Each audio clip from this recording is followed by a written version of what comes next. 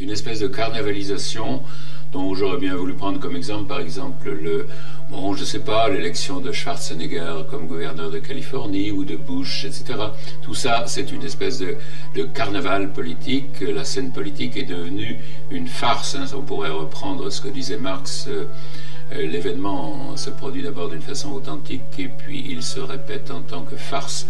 Et là, on serait, nous, dans la répétition insensée, dans la farce. Alors, cette carnavalisation, qui est déjà celle de l'Occident lui-même, il l'exporte, bien entendu. Ça fait partie de son hégémonie, de sa domination, de son hégémonie. On reviendra peut-être là-dessus.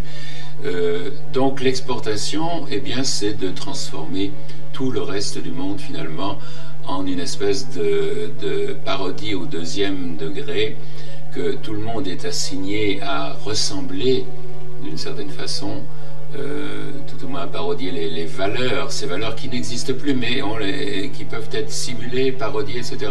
Alors aussi bien les données ou les impératifs économiques, politiques, les valeurs morales, et puis surtout les valeurs techniques, bien entendu.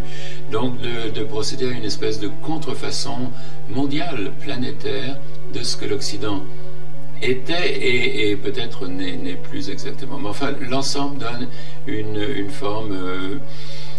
oui, qu'on peut appeler mondiale ou globale de carnavalisation.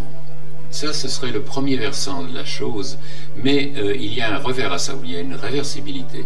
C'est-à-dire que cette puissance qui se carnavalise et qui carnavalise les autres, elle se trouve cannibalisée par contre.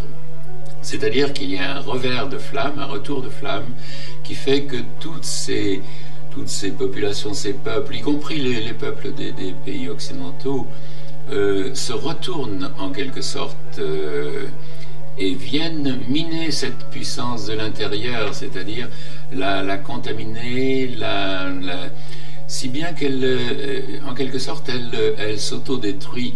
Enfin, elle est cannibalisée à la fois réellement par toutes les formes d'immigration qui font que dans certains pays occidentaux, par exemple aux États-Unis, les hispanos, on peut dire cannibalisent en quelque sorte le pays américain, mais il y a une forme beaucoup plus violente aujourd'hui qui est la terreur. Et d'une certaine façon, les peuples occidentaux, on le voit dans toute l'actualité, les États-Unis surtout bientôt, sont cannibalisés par cette terreur. C'est-à-dire il y a une espèce de... c'est pas une vengeance, mais il y a une espèce de contrepartie violente ou latente, comme ça, rampante, effectivement, par où la puissance même qui se donne le droit de dominer tous les autres entame une sorte de processus d'autodestruction, en tout cas d'autodéstabilisation, etc. Et finalement se trouve envahi, enfin immergé comme ça par une sorte de force antagoniste qui la menace aujourd'hui de l'intérieur.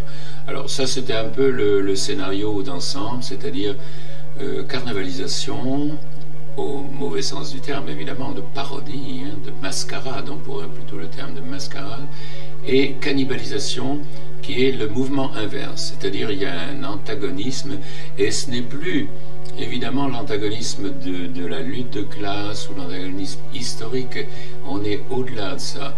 Ce sont deux forces ou deux puissances qui ne sont pas du tout sur le même plan. D'ailleurs, leur confrontation, elle est asymétrique en quelque sorte. On n'a plus affaire au choc de deux blocs, comme jadis avec les États-Unis et le communisme, etc. Ou bien un choc de civilisation, ou non.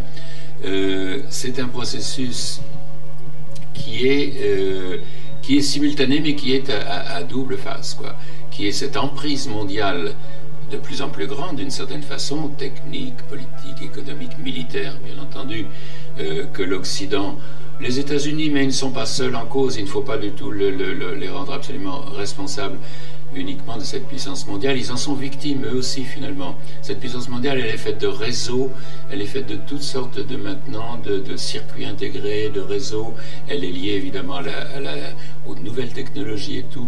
Donc tout le monde en est à la fois acteur et victime. Les États-Unis aussi.